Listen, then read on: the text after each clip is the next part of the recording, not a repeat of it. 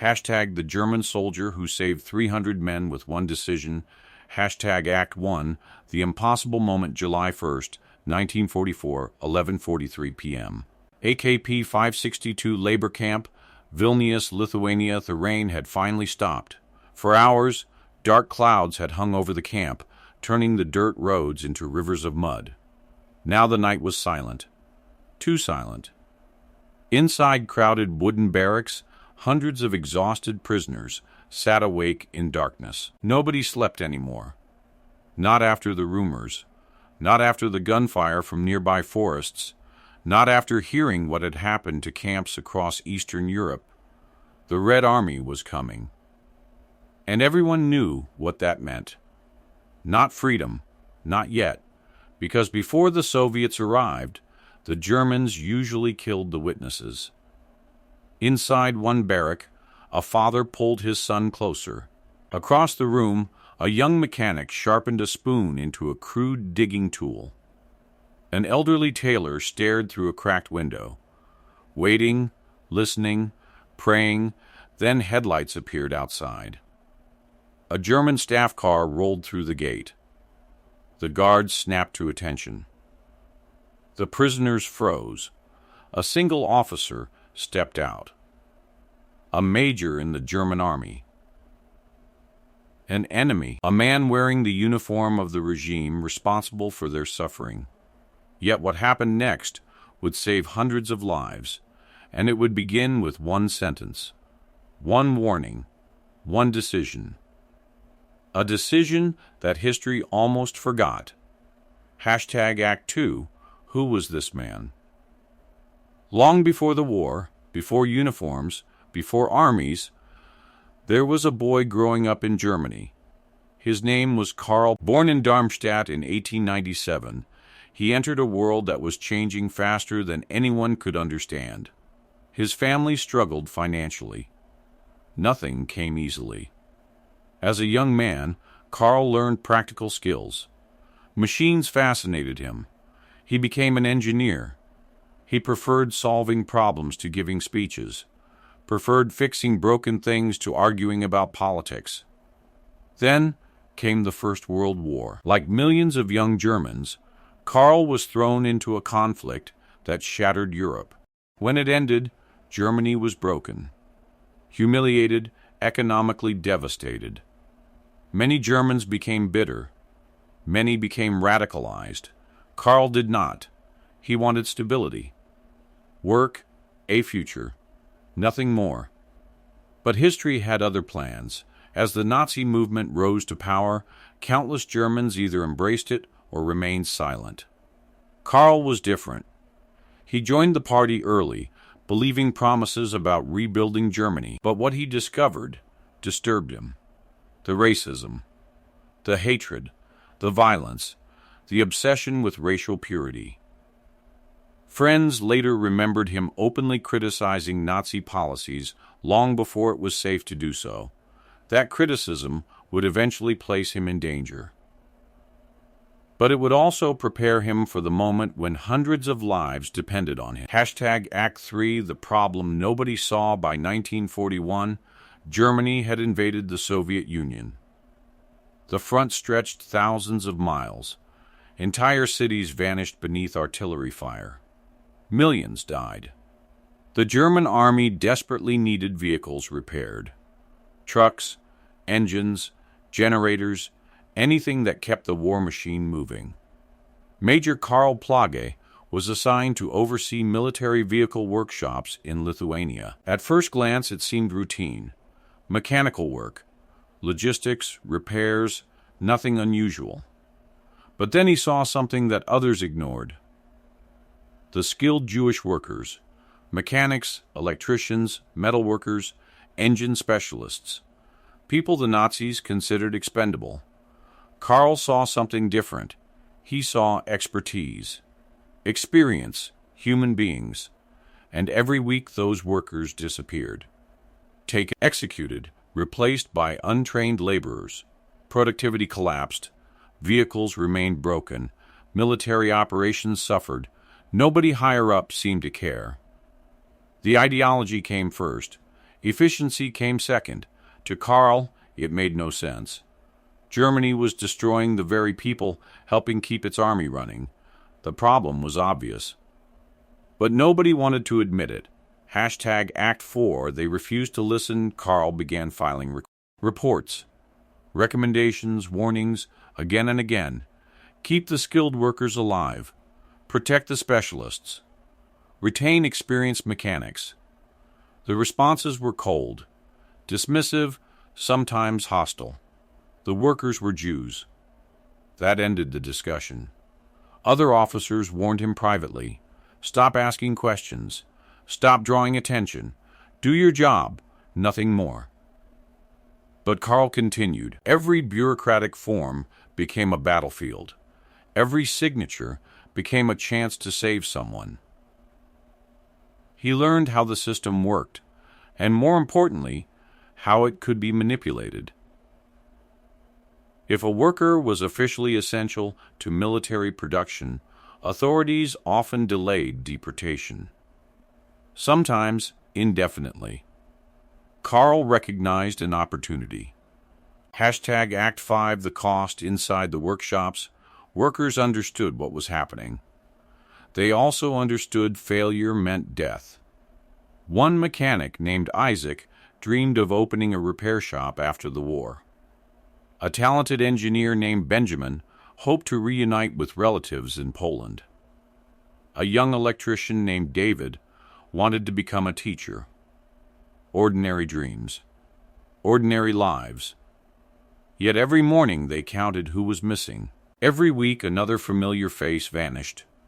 One day a machinist failed to report for work. Then another. Then another. Nobody asked where they went, because everyone knew. The forests around Vilnius held thousands of graves. Entire families disappeared there. The workers understood that survival was measured in days, maybe hours. The losses piled up, and Karl watched it happen. Each disappearance strengthened his resolve. If the system could not be changed, perhaps it could be deceived. Hashtag Act 6, the secret solution. The solution sounded absurd. Karl would transform vulnerable civilians into indispensable military assets. Officially, on paper, using German bureaucracy itself, he created worker classifications, protected labor permits, specialized job designations. Welder, generator technician, machine operator, vehicle electrician. Even people with limited experience received essential designations. Then he went further, much further. He included wives, children, elderly relatives, family members who contributed little or nothing to military production. According to official documents, they too became necessary.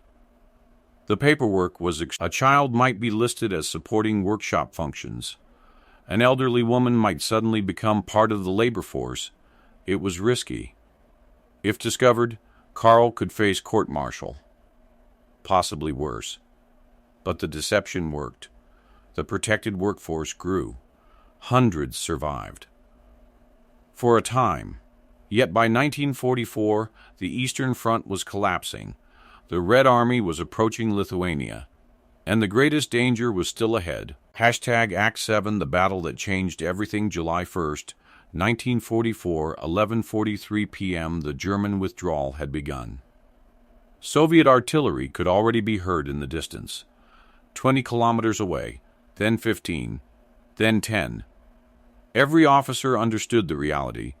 Vilnius would soon fall. Nazi security units began preparing evacuations and massacres. The prisoners sensed it. Fear spread through every... At midnight, Karl Plagi assembled the camp population. Rainwater dripped from roofs. Floodlights illuminated exhausted faces.